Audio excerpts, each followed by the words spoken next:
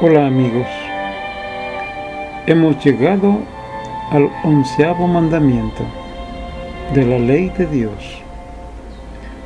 En este mandamiento se nos dice: haz tu deber parlok.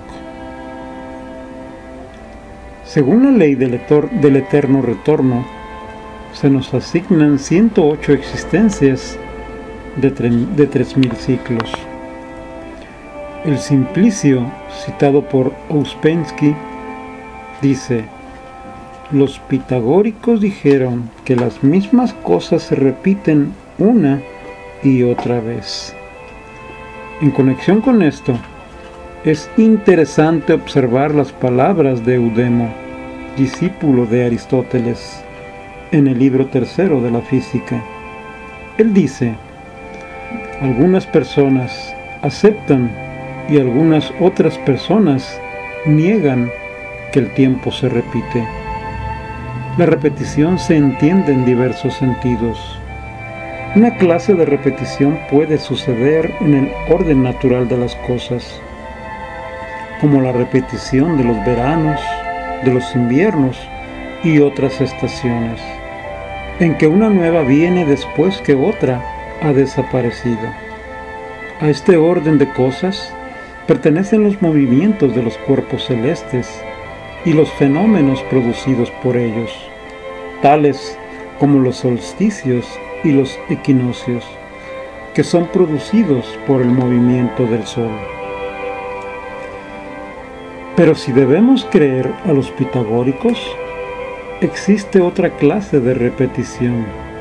Eso quiere decir que yo os hablaré y me sentaré exactamente así, y tendré en mi mano el mismo palo, y todo será igual que ahora, y el tiempo, como es de suponer, será el mismo, porque si los movimientos de los cuerpos celestes y de muchas otras cosas son los mismos, lo que ocurrió antes y lo que ocurrirá después es también lo mismo. Esto se aplica también a la repetición, que es siempre la misma. Todo es lo mismo.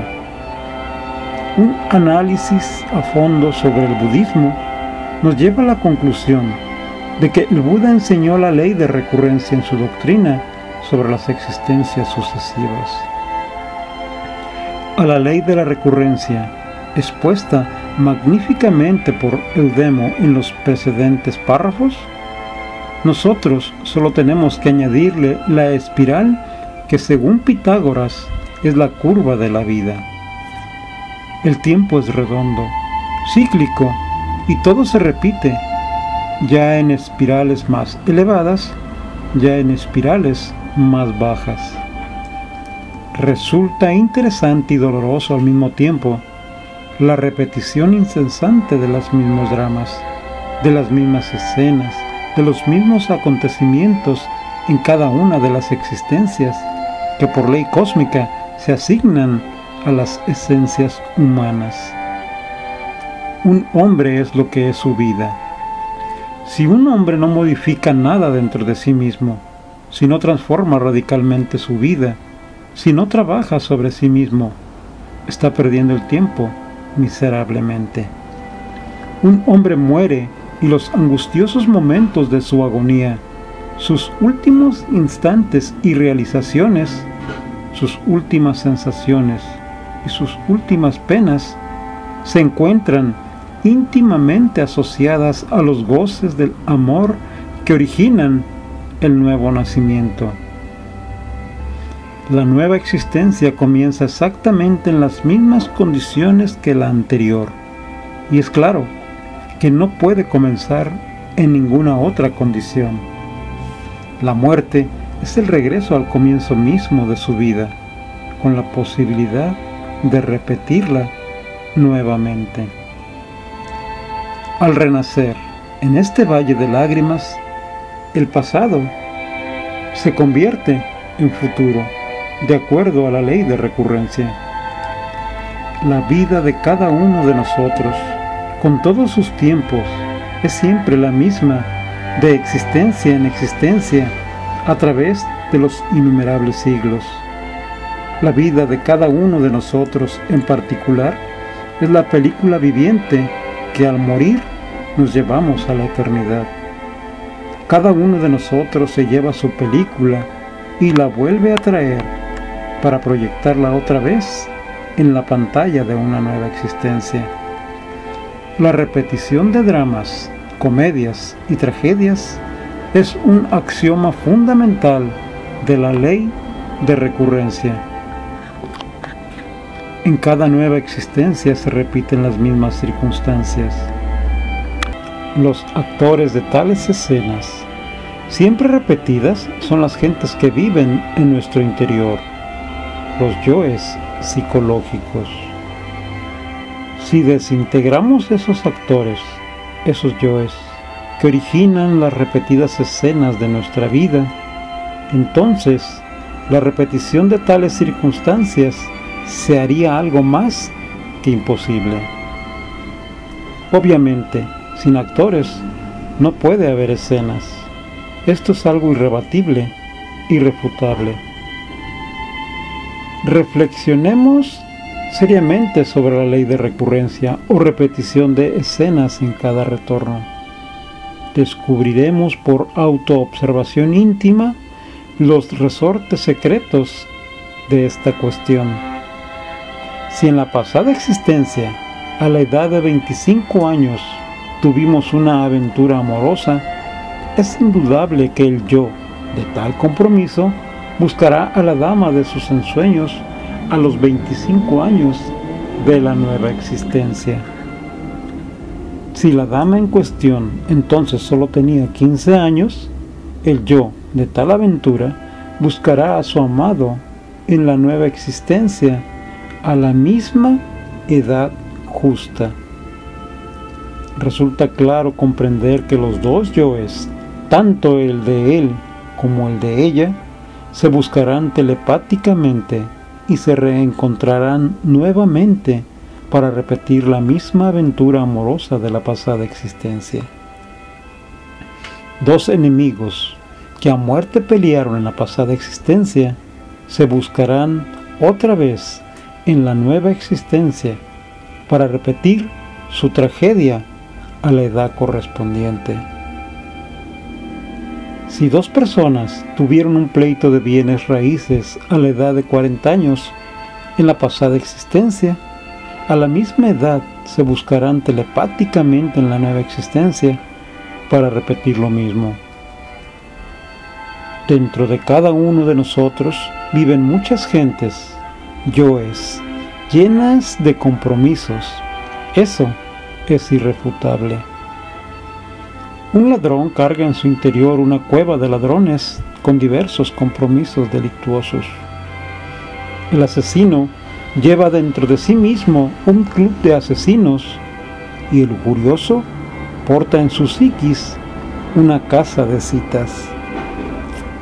Lo grave de todo esto es que el intelecto ignora la existencia de tales gentes o yoes dentro de sí mismo y tales compromisos que fatalmente se van cumpliendo. Todos estos compromisos de los yoes que dentro de nosotros moran se suceden por debajo de nuestra razón. Son hechos que ignoramos, cosas que nos suceden, acontecimientos que se procesan en el subconsciente e inconsciente.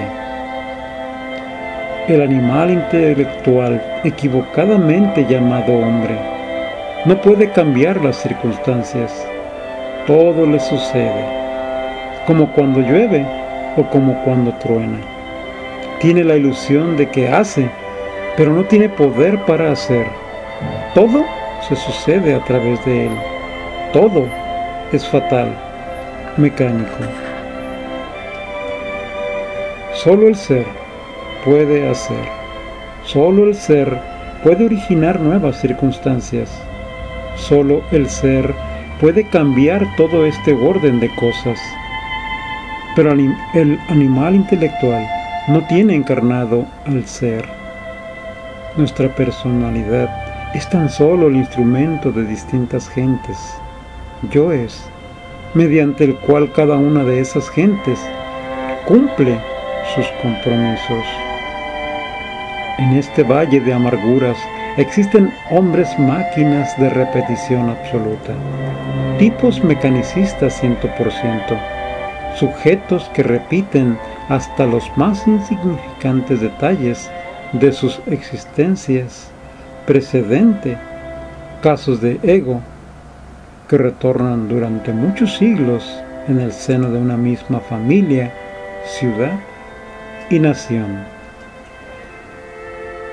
Esos son los que, debido a la incesante repetición de lo mismo, pueden decir, por ejemplo, me casaré a los 30 años, tendré una mujer de tal color, de tal estatura, tantos hijos, mi padre morirá a tal edad, mi madre a tal otra edad, mi negocio fructificará o fracasará, etc.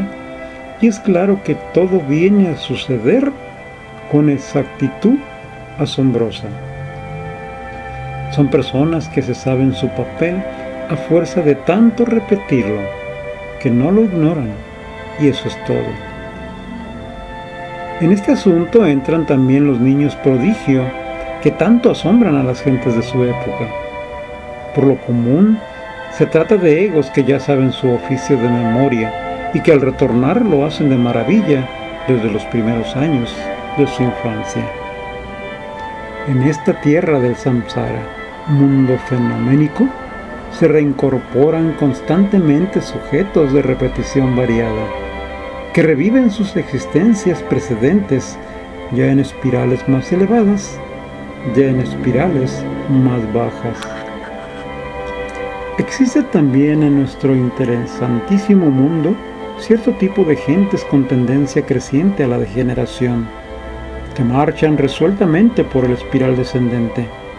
Estos son los borrachos, los suicidas, los homosexuales, las prostitutas, los drogadictos, los asesinos, etc. Esta clase de gentes repiten en forma más y más descendente en cada existencia sus mismos delitos, hasta que al fin entran a los mundos infiernos. En aparente y brillante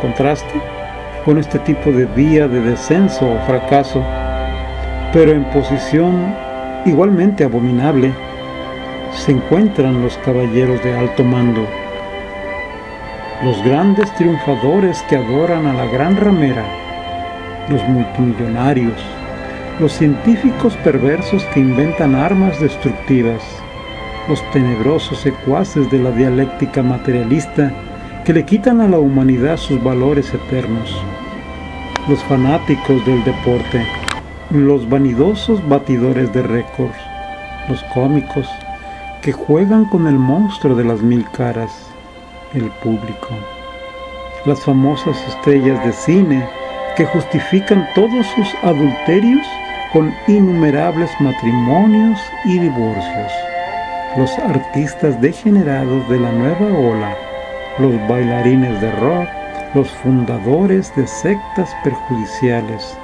los escritores de libros pornográficos, los escépticos de todo tipo, etcétera, etcétera. El tipo de triunfador está hipnotizado por el éxito, y ese es precisamente su mayor peligro.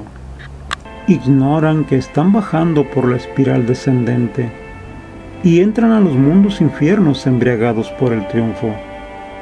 El tipo de triunfador sabe con exactitud lo que tiene que hacer cada vez que retorna a este escenario del mundo y repite siempre sus mismas aventuras. Es asombrosa la ley de recurrencia. Las personas normales, comunes y corrientes, repiten siempre sus mismos dramas. Los cómicos, una y otra vez en cada una de sus existencias sucesivas, repiten sus mismas payasadas. Los perversos se reincorporan continuamente para repetir incesantemente las mismas tragedias. Todos estos eventos propios de las existencias repetidas van siempre acompañados de las buenas o malas consecuencias, de acuerdo con la ley de causa y efecto. Cada existencia es una repetición de la pasada, más sus consecuencias kármicas, buenas o malas, agradables o desagradables.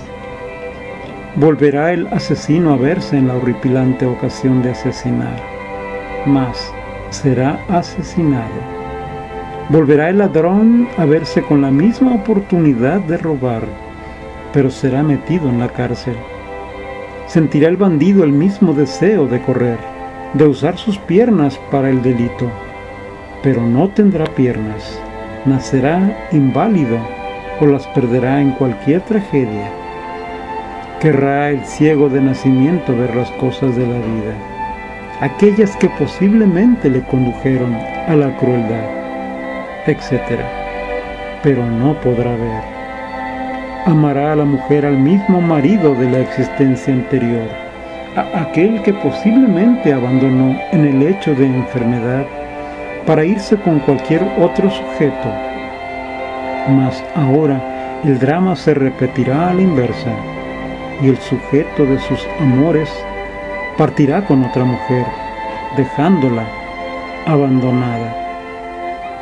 Así, amigos, así trabaja la ley de recurrencia incesantemente. Por debajo de nuestra capacidad cognitiva suceden muchas cosas. Desgraciadamente, ignoramos lo que por debajo de nuestra pobre razón sucede.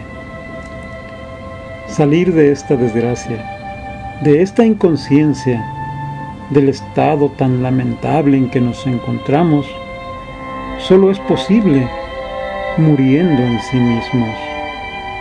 Trabajar en este cuerpo para encarnar el ser, eliminando los defectos de tipo psicológico, hasta destruirlos de raíz, es decir, los 7 pecados capitales. Ese es nuestro deber parlok. Terminamos. Se aplica también a la repetición, que es siempre la misma. Todo es lo mismo. Un análisis a fondo sobre el budismo nos lleva a la conclusión de que el Buda enseñó la ley de recurrencia en su doctrina sobre las existencias sucesivas. A la ley de la recurrencia, expuesta magníficamente por Eudemo en los precedentes párrafos, nosotros solo tenemos que añadirle la espiral que, según Pitágoras, es la que las mismas cosas se repiten una y otra vez. En conexión con esto, es interesante observar las palabras de Eudemo, discípulo de Aristóteles, en el libro 3 de la Física. Él dice: algunas personas aceptan y algunas otras personas niegan que el tiempo se repite.